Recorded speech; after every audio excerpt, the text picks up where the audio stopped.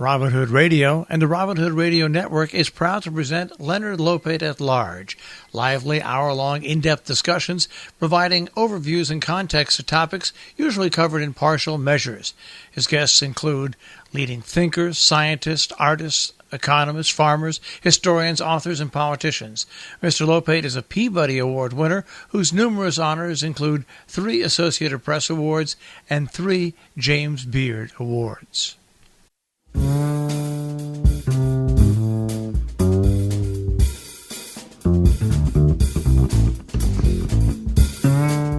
Welcome to Leonard Lopate at Large. I'm Leonard Lopate. Marcus Chown was a radio astronomer at the California Institute of Technology in Pasadena before he became the cosmology consultant for New Scientist magazine. He's also written many books, the latest of which is Infinity in the Palm of Your Hand, 50 Wonders That Reveal an Extraordinary Universe. It's published by Diversion Books, and I'm very pleased that it has brought Marcus Chown to our show now. Welcome.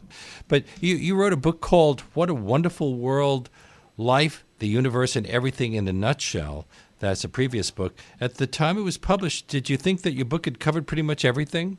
I had this really, really good editor at my publisher in London, Faber, and he was always trying to stretch me. And my area really is, as you just pointed out, is physics and astronomy. And he said, well, what you're good at is actually explaining complex stuff, complex physics to anybody, to a lay person. Why don't you try and explain everything? And for about 2 years I put him off because I thought, well, how can I possibly explain everything? But then I did an app called Solar System for iPad, and we had to do it in a very short period of time. I think I had to write 120 stories in about a month, something like that. And I had I had to just jump in. And so I thought after 2 years I would write this book about everything, and I would just jump in and I would write about things that I knew about, and as I was writing them I would think about other things that I needed to investigate. So yeah, that's how the book came about, but I really didn't cover everything. You know, I covered human origins and cells and second law of thermodynamics, but I certainly didn't cover everything. And the talk you gave in conjunction with the publication of that book was called Top 10 Bonkers Things in the World. Now, if you were doing that today, would they be the same top 10? No, but that was, again, when you come to give a talk to promote your book, what do? You know, you don't have the time to explain everything that's in your book. So yeah, I thought, well, I'll just do my top 10 bonkers things. You know, like I don't know, we're a third mushroom. You know, we share a third of our DNA with mushrooms, all that sort of stuff. If the sun were made of bananas, it wouldn't make any difference. You say that you trace that fact to Darwin, but Darwin didn't study mushrooms. No, he didn't. He studied finches in the Galapagos. How did that lead you to a conclusion about mushrooms and humans? Well, it's just about DNA, you know. So we share about a third of our DNA with mushrooms, you know, and because according to Darwin, we all evolved from a common ancestor, which we believe was around about 4 billion years ago, and by a process of natural selection, that common ancestor has diverged into all these organisms that we see around us today, from trees to whales to insects and all those kind of things. And the final proof that, of course, Darwin would never have known about, because he didn't know about DNA. He didn't know that the heritable material in cells is DNA. The ultimate proof of Darwin's idea is that we share our DNA with other organisms, so we're related to them. We're related to mushrooms. In fact, incredibly, there's one strip of DNA which is in every cell of every one of the 100 million cells in your body, and is in every cell of every organism on Earth. So it shows that we're all kind of related. You know, we're all kind of brothers, really. So in fact, even some viruses that we don't actually believe, we don't classify as life, share this same stretch of DNA that you have. What is the LUCA, and when did it arise? Well, that's very interesting, because LUCA is the last universal common ancestor. We believe that all organisms diverge from a simple common organism, and we think that was probably a bacterium. It was something very, very simple, a single-celled organism. But it turns out that bacteria are extraordinary in that they exchange DNA. They share it out and mix it up. And so we biologists call this the biological event horizon. The event horizon of a black hole, you can't actually see beyond it. And so really, when we kind of in our minds extrapolate life back about 4 billion years to 4 billion years ago, we get to this organism, the last universal common ancestor. And by looking at the DNA of living organisms, we cannot see back any further. So because of the fact that there was no tree of life, but there was a kind of a thicket of life, because of the switching of DNA. Don't we have viruses and bacteria in our genome that entered the system millions of years ago? They just keep on being passed on from one person to the other for ever since humans have been around? We do, and we've discovered that what life does is a lot more complex than we ever imagined. And as you say, bits of DNA get switched around, they get plugged in by viruses, and some of those bits of DNA actually become useful. So it's a very complex picture, and much more complex than the picture that Darwin came up with. I mean, it's incredible that he came up with the idea of evolution by natural selection by, as you say, observing finches in the Galapagos. And, of course, he didn't know two crucial pieces of the jigsaw. He did not know how information was inherited from one generation to another, and he didn't know how that information got corrupted or mutated. And, of course, the answer to that is really in the molecule of DNA that we have in every one of our cells, which has basically the blueprint to make you or me.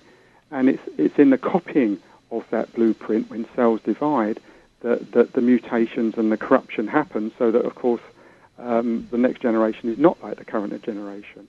And so there is raw material for natural selection to work on. So, for instance, if suddenly all the trees were very high, then the things with very long necks like giraffes would survive, and things with short necks wouldn't, because they wouldn't be able to reach the food. You say that almost every cell in our bodies gets replaced every 7 years. So why do we seem like the same person with the same birthmarks and imperfections? That's an incredibly good question. In fact, if anything, wouldn't we have more imperfections as we age? We do have more imperfections as we age, and of course that's why we eventually die, because the copying process that replaces all of our cells isn't perfect, and so the cellular machinery gets more and more run down. But the way I couch this is I actually say that you're born 100% human and you die 50% alien, because actually I'm talking about something else that we're there, which is the fact that a lot of our cells are actually not ours. They are bacteria and things in your gut which digest your food, bacteria in your skin, all that kind of stuff. But that's the microbiome? That's the microbiome, that's right, which we're just beginning to realize may be very, very important in triggering many diseases, including perhaps things like Alzheimer's. We don't know, but we've discovered that it's actually very, very important. But no, getting back to the replacement of cells, isn't that incredible? I mean, the cells in your gut, for instance, are replaced very, very quickly, because to digest your food, your stomach uses very, very strong hydrochloric acid. So those cells are destroyed and replaced on timescales of maybe days to weeks. Your blood cells are replaced every few months. The only cells in your body that are not replaced are, of course, your brain cells. Everything else is replaced. So, you are not the same person that you were 20 years ago. And the replacement process is not perfect, which is, of course, why you age. You reveal a terrifying fact about the bacteria in our noses. Yeah. You would think that we'd be sick all the time. Yeah, there was this project in America, in your country. I think it went on for about 5 years. It was a very a big project to look at the microbiome, to look at the organisms that exist in our bodies. And I think it's something like about 10 million bacteria on every square centimetre or so. Many maybe 10 million on a square inch of your skin. So there are all these organisms. What the hell are they doing? Nobody knows what they're doing. And it was discovered, yes, that 1/3 of us, 1 in 3 people, has MRSA, the superbug, in our nostrils. And, of course, we worry about this because it can be very dangerous in hospitals and it can kill people.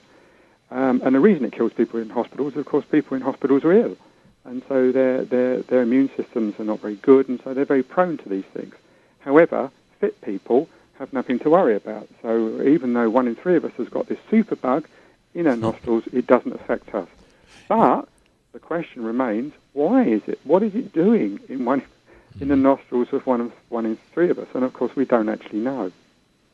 In your second chapter, you write about sex and slime in the same chapter. Are you making a scientific or a literary analogy there? Well, I'm trying to be scientific, and that is, slime molds have 13 sexes. In fact, some have more than 13 sexes. So, we think, 2 sexes, that's going to be normal in the animal kingdom, and in fact it isn't. In fact, most organisms on Earth have 1 sex. Sex is a quite rare thing. Most organisms reproduce simply by copying themselves. They clone themselves. And so it's been a big mystery why sex even evolved. Because the problem is that in order to, as Darwin taught us, the idea is to get as many of your offspring into the next generation. And if you just actually clone yourself, if you just copy yourself, then it's far easier than having to find a partner, and only 50% of your DNA gets into the next generation, and 50% of your partner. So the pair of you have to work twice as hard to get the same number of offspring into the next generation. And then, of course, that there's the energy of actually finding a partner and keeping them. So for a long time, it hasn't made much sense why sex evolved. That's the downside for an organism that uses sex to procreate? Is that a downside? Yeah. No, I mean, it's very inefficient. But the idea that seems to have gained sway among biologists is not a very romantic idea. It's the idea that sex evolved to outwit parasites. And I think about 2 billion people on the Earth are unfortunately infected by parasites. They could be malarial parasites, or they could be tapeworms and all these kind of things. And all these little parasites tend to go through their life cycles very, very quickly, much more quickly than a human lifetime. And therefore they get to adapt to you. And if they survive at your expense, so, they use your food resources, etc., so, you would die.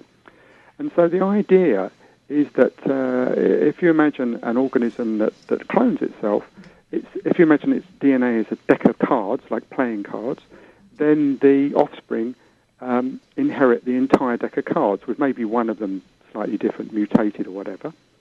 But with sex, what actually happens is a mother donates half of a pack of cards, which is shuffled with a half of the pack of cards from the father. And so that the DNA of your offspring is entirely different from the DNA of the parents. And therefore, the parasites can never get adapted to you because they're always being thrown offspring which they're not adapted to. So it's a bit unromantic, but it could very well be that sex has evolved to outwit parasites. What is Lee Van Valen's theory, and why is it called the Red Queen hypothesis? Well, that is the theory I've just explained. That we in the I think it's Alice Through the Looking Glass or Alice in Wonderland, the Lewis Carroll fable. The Red Queen, I can't remember what it was. That she runs faster. She's constantly running faster or whatever. And what this process of sex does is it allows us to effectively run faster than the parasites, so they can never catch up with us. So this is why it's got this term, the Red Queen hypothesis. Now, I'm speaking with Marcus Chown. His latest book is Infinity in the Palm of Your Hand, 50 Wonders That Reveal an Extraordinary Universe, published by Diversion Books. This is Leonard Lopate at Large on WBAI New York 99.5 FM. And it's impossible for us to get to all 50, but we'll try to squeeze some of the more interesting ones in. You say that the brain is expensive in terms of energy. How does a juvenile sea squirt deal with that problem? Yes. This is, in fact, American biologist Daniel Dennett, I think he mentioned this in one of his books, but the juvenile sea squirt, it kind of swims through the ocean looking for a rock to attach itself to make its home. And when it finds that rock and it attaches itself, it no longer needs its brain, so it eats it. And this is a kind of illustration that brains, most organisms actually on Earth do not have brains. And the reason is they are very, very energy hungry. So, for instance, your brain uses about 20% of the energy of your body, 20% of the oxygen of your body, but it's only about 3% of your mass. So it's about 10 times more energy hungry than any other bit of your body. And so in the case of the juvenile sea squirt, the brain is so energy hungry that when it no longer needs it, when it's navigated its way through the water and it's found a home, it eats its brain because it's very expensive to keep it. Well, and you say that the brain is the final frontier. It is, really. I mean, obviously, Captain Kirk started Enterprise Space is the final frontier, but actually, when you think about it, absolutely everything that we know about the world around us and about the universe is filtered through the brain. So really understanding the brain is very important to understanding the universe around us. And it has something like 100 billion neurons. And they are brain cells, and they're all connected to each other. Some have 10,000 connections to other brain cells. So but one of the most incredible things about the brain is that it works on basically the power of a very, very dim light bulb, and a supercomputer that had that could do what your brain does would require tens of thousands of times more energy than your brain uses. So for some reason, or somehow, nature has managed to actually create this amazing computer which actually functions on the energy of a very dim light bulb. Now, there are so many topics I wanted to get to, but we have lost about 15 minutes. So I'm going to throw a bunch of ideas out, and maybe you'll choose the ones that you want to talk about. There's a period that paleoanthropologists refer to as the 1.4 million years of boredom. You also talk about menopause and its impact on humans, the grandmother hypotheses, the prevalence of homosexuality. There's a lot of interesting stuff here. Is there something that you really think? When you talk to audiences, are there certain things that they tend to want to know more about? Yeah, well, that is actually what the book is, because I wrote that. I've written a number of books over the years, and one of them you mentioned, which was What a Wonderful World. And over the years, I've noticed the things that actually really grab audiences' interest. And so basically, this book is a market research exercise where I put in all the things that I know when I give talks really interest people. Mm-hmm. Now, you just mentioned the 1.4 million years of boredom. That's interesting. I talked to this paleoanthropologist at the Natural History Museum in London. His name's Chris Stringer. And he said that for 1.4 million years, there was no change in the design of stone hand axes. Okay, so they had a stone hand axe, and nobody thought of any better way of making one. That was about 60,000 generations. And before that, there was 1 million years when the cutting tool was a broken cobble. And when you think about today, we expect things to change. We expect the iPhone to be different next year, But what we don't realise is that for most of human history, nothing at all changed. And the reason it didn't change was because people lived in very small bands, maybe 50 people, perhaps maximum of about 100. So if anything was ever invented, people may have died before passing it on. I mean, fire may have been discovered or invented multiple times, and the secret lost. But after the end of the Ice Age, about 13,000 years ago, people very quickly began to farm. So they began to be able to produce their own food. So rather than having to go and catch it, they could actually grow it. And this allowed settlements, and it allowed people to settle in large, because there was a surplus, to settle in large groups. And so ideas were exchanged because there were settlements with maybe hundreds or even thousands of people, and ideas spread. And so, this is why we live in a world of change. Everyone who's lived since really the end of the last Ice Age, about 13,000 years ago, has lived in a world of change. I mean, obviously change is actually accelerating now because of computers and all that sort of stuff. So everyone in the last 13,000 years have lived in this world of change, but everyone who lived before, for many millions of years, lived in a world where there was very little change, So the key is interaction. If there's lots of people, there's a lot of interaction, ideas spread. But for most of human history, there were very few humans, and so ideas did not spread. You say that there are only 3 species that experience menopause. Is menopause? I think it might be about 5 now, actually. I think some other whale species have been discovered since I wrote my book, which is only about a year ago. But yeah, isn't that unusual?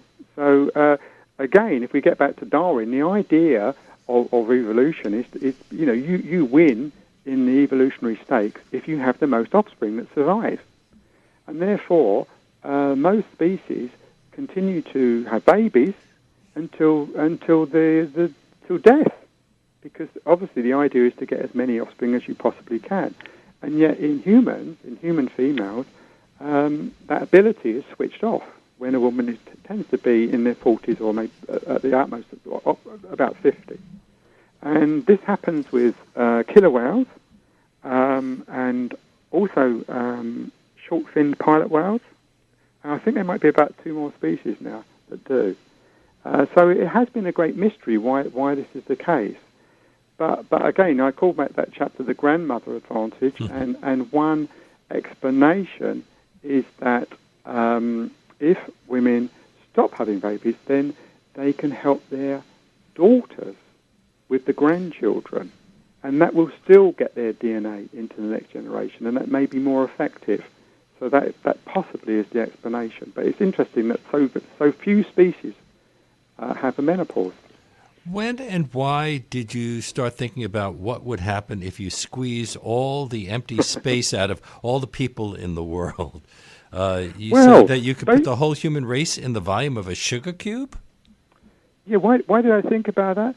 Well, I mean, again, I'm always trying to think of... I know these things because I know about physics, so I'm always trying to word them in some way that maybe will catch the imagination of people, So there is a lot of empty space in atoms, but that doesn't really communicate much to people.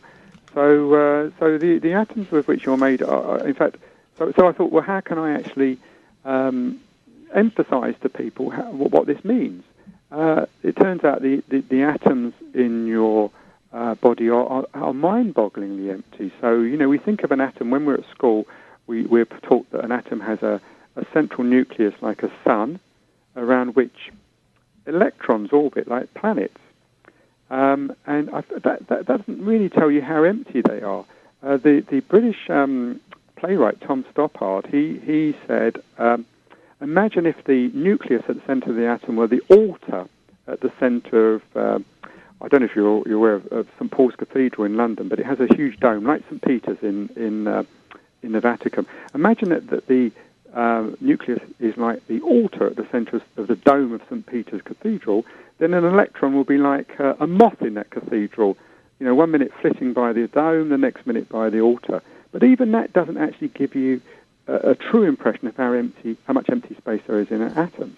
So I can tell you as a percentage how much empty space there is in an atom. So wait for it. It's 99.9999999999999%. I just counted that off on my fingers, actually.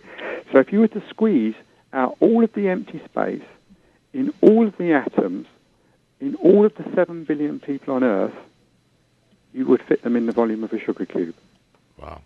It would be a very, very heavy sugar cube. And you may think to yourself, who cares? That's theoretical. However, out in space are objects called neutron stars. They're the end point of a supernova explosion. So a star blows itself up, but its core implodes. And in that implosion, all the empty space is squeezed out of all the atoms. So if you were to go to a neutron star, and a neutron star tends to be like the mass of the sun, squeezed into a volume maybe the size of Mount Everest, if you were to go to such a star, and you were to dig out a chunk the size of a sugar cube, it would weigh as much as the human race. You frequently bring a jam jar to your lecture containing what you call your pet mosquito. What question do you pose to the crowd about your pet? Yes. Well, again, one of the greatest mysteries we've actually discovered, incredibly, the building blocks of our universe, of our world, and they are tiny little building blocks called quarks. You may have heard of quarks, and electrons, and they're bound together. They're glued together by 4 what we call fundamental forces. One of them, of course, we're all aware of, which is gravity. That's the most common one. But the electric force is the force which glues together the atoms in your body, okay? And the electric force is one of the things that really puzzles physicists, and they don't have an explanation for this, is it's 1 followed by 40 zeros stronger than the gravitational force. Then why can't we feel it? Well, interestingly, gravity only comes in one form, so gravity is always attractive, okay? But it turns out the electric force comes in 2 forms. It can be both attractive and repulsive. And in our all normal matter, there is an equal quantity of negative electrons and positive atomic nuclei. So these repulsive and attractive forces are perfectly cancelled out. So when you walk past someone in the street, you do not notice that operating in both of you is a force 1 followed by 40 zeros. That's 10,000 billion times stronger than gravity. So to answer your question at the beginning, how do you emphasize what does that strength actually mean? And so I thought to myself, imagine you have a mosquito and it's made of atoms, and those atoms consist of positively charged nuclei with little negatively charged electrons going around them. So you were to magically remove all the electrons, you would be left with all the positively charged atomic nuclei. Now, if you remember anything from school, like charges repel each other. So basically, all the atoms in my mosquito would repel each other. So the mosquito would explode.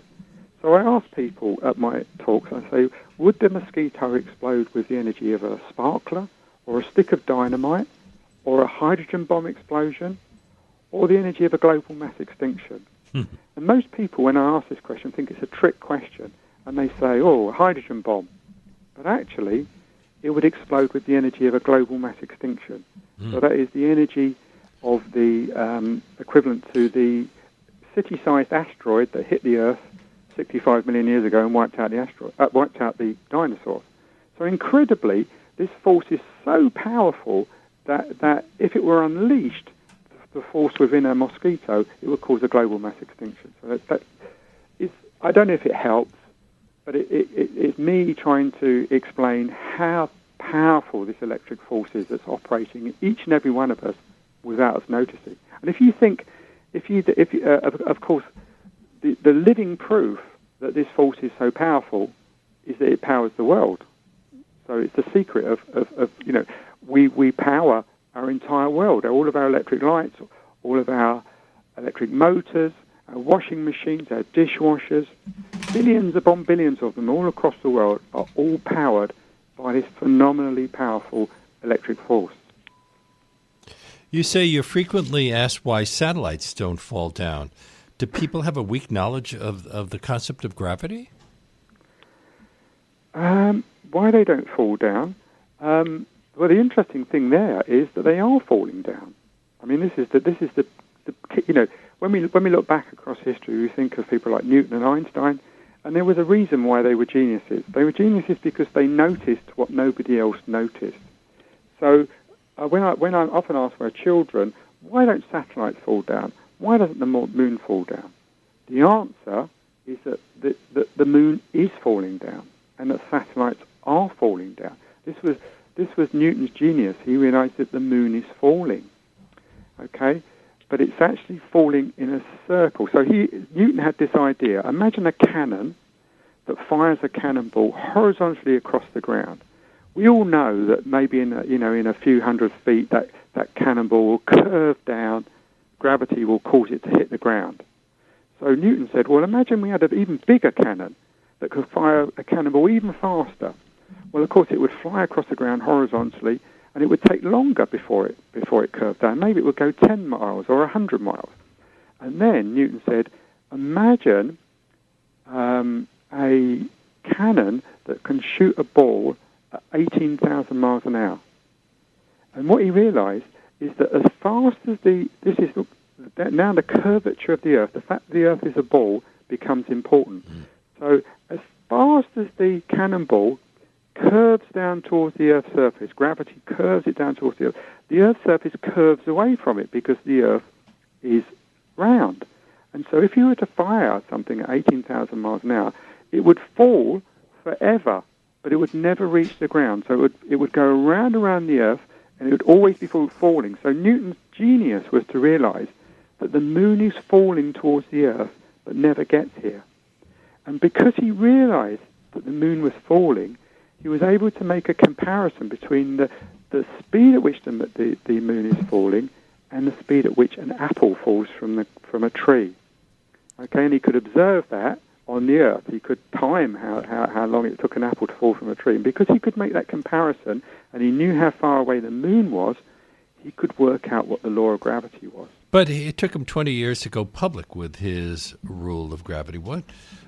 Why did he keep it and not reveal it? And then what prompted him to finally reveal it? That's a really good question. I mean, nobody knows. I mean, now a scientist would rush to publish something in case some other scientist came out with the same result. But Newton lived in a time when there weren't scientific journals, and he obviously felt no desire to publish. It all happened. Yes, I think it was more than 20 years. I think it might have been 30 years. But in London at that time, there were a lot of great scientists and engineers who were rebuilding London after the Great Fire, which had burnt London out. People like Sir Christopher Wren, Edmund Halley, who obviously is the comet. Halley's Comet was named after, and Robert Hooke.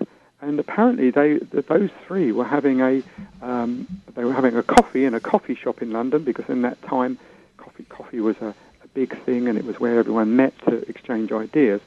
And they had this argument about what would be the path of a mass which was experiencing a certain force of gravity, what we call an inverse square law of gravity. And we now know that the path is an ellipse, that the planets move around the sun, not in circles, but in kind of squashed circles, ellipses. Anyway, there was a bit of an argument over it, and Halley said, well, I know who can answer this question, Isaac Newton. And he got on a stagecoach to Cambridge University, and he said, what is the path to Newton of a body experiencing the force of gravity? And Newton said immediately, it's an ellipse. And Halley said, well, how do you know? And he said, well, I proved it. And he looked among all of his papers, and he couldn't find the proof anywhere. But he promised Halley that he would send him in London the proof. And about a couple of weeks later, about 15 pages arrived in the post, and Halley couldn't believe it, because here was a theory of gravity, a theory of motion, things that Newton had invented, but had never publicized, as you say. And we don't think of Newton in those terms. We think of him mostly in terms of evolution. So that's kind Newton evolution. Do you mean Darwin? Oh, I'm sorry, Newton, Darwin. I'm sorry. Yeah. One of the incredible things about Newton is he was probably the greatest scientist who ever lived. I mean, obviously, you might dispute that, and you might say Darwin was. But incredibly, the science he did was only a small bit of his life. You know, he spent more time analyzing the Bible than he did doing science, and also doing alchemy, trying to turn lead into gold. Well, we have very little time left, and I want to get to quantum physics, which is because your essays become increasingly more complex throughout the book. And quantum physics must be the hardest thing to explain to people because often it seems counterintuitive. It is counterintuitive. You know, we do know that an atom, the quantum theory is our theory of the microscopic world of atoms and their constituents. And it's fantastically successful. You know, it's given us lasers and computers and nuclear reactors. It explains why the ground under your feet is solid, why the sun shines. But as you say, it also provides a window on a kind of really weird, counterintuitive kind of Alice in Wonderland world just beneath the skin of reality. And it's a world where, you know, the atom can be in two places at once, where things happen for no reason at all, where two atoms can influence each other instantaneously, even if they're on opposite sides of the universe. And really, this is a world which is where there are no comparisons. You know, where there's nothing in the everyday world that we can compare it with. But you know, so yes, it is difficult to understand because it's counterintuitive. But when we're talking about atoms, we're talking about a scale which is, you know, tens of millions of times smaller than the everyday world. And really, it would be strange if that world was orchestrated by the same laws which orchestrate the everyday world. So really, it isn't surprising that it's very different and very counterintuitive, but it is an absolutely amazing place. And one of the great puzzles is how it is that these building blocks of everything, atoms, can behave in this extraordinary way. You know, for instance, an atom could be in London and New York at the same time. You know, I still can't grasp that. No, you can't grasp it because it's ungraspable because there isn't anything in the everyday world to compare it with. This insight that the fundamental world is not like the everyday world came from James Clerk Maxwell, the Scottish physicist in the 1860s. He was trying to explain electricity and magnetism, and he finally realized that he was trying to come up with models of cogs and wheels and everything. In the end, he realized that there are these things called these electric and magnetic force fields that fill all of space, and their only description is a mathematical one. You know, there is nothing in the everyday world to compare them with. And since Maxwell's time, we've realized more and more that the fundamental world is not the way we see the everyday world. And the ultimate example of that, as you just pointed out, is quantum theory, where everything is completely counterintuitive. And sounds at times like science fiction more than science. For example, time and space travel. One of your essays is how to build a time machine. Well, it is. I mean, you know, this is the incredible thing. I mean, years and years ago, my first journalistic job, I got sent to interview Carl Sagan, you know, the American astronomer, and famous for his Cosmos TV series. And but he also wrote science fiction. He did, and this is the question I asked him. It was a terribly, terribly embarrassing interview because he was one of my heroes, and you should never go and interview one of your heroes. And but anyway, one thing I did ask him, because he'd just written, as you pointed out, Contact, which became a film, I think, with Jodie Foster, and I said, what do you prefer, science or science fiction? And he immediately said science, because science is stranger than science fiction, and it really is. And you just mentioned time machines. Well, one of the extraordinary things is that just over 100 years ago, in 1915, Einstein came up with his theory of gravity. And the theory does permit the existence of time machines. And ever since, theoretical physicists, have been trying to prove that they couldn't happen. Now, they are completely unfeasible, by the way. They would involve black holes and all kinds of things, wormholes and everything. However, physicists cannot rule out the possibility of them existing. They can't. Stephen Hawking, who died about a year or so ago, he proposed the time chronology protection conjecture. Okay, this was just a very, very fancy name for time travel can't happen. So Hawking thought there must be a law of nature that we haven't yet discovered that rules out time travel.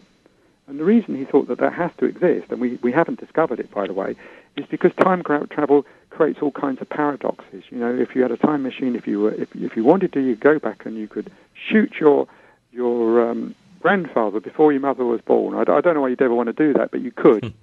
So then the question would be, well, how could you go back in time to do that if you were never born? So these paradoxes give a theoretical physicist nightmares. And so they are pretty certain there must be some law that forbids time travel. However, they have not found it after 100 years. Those interesting details and others, like the fact that the planet Uranus was originally called George, explanations of why sunspots exist and how they're created, and all sorts of other things, fascinating things in Infinity in the Palm of Your Hand, 50 Wonders That Reveal an Extraordinary Universe from Marcus Chown, available from Diversion Books. Thank you so much for being on our show. Thank you so much for inviting me. I've really enjoyed it. And that brings us to the end of today's show. My great thanks to Fran Higgins, who produced this segment. Leonard Lopate at Large comes to you on Saturdays at 4 and Tuesdays at noon. You can subscribe to Leonard Lopate at Large podcast on iTunes and by clicking on Robin Hood Radio's archive program site, which is robinhoodradio.com. You can also check out Leonard Lopate at Large Facebook page.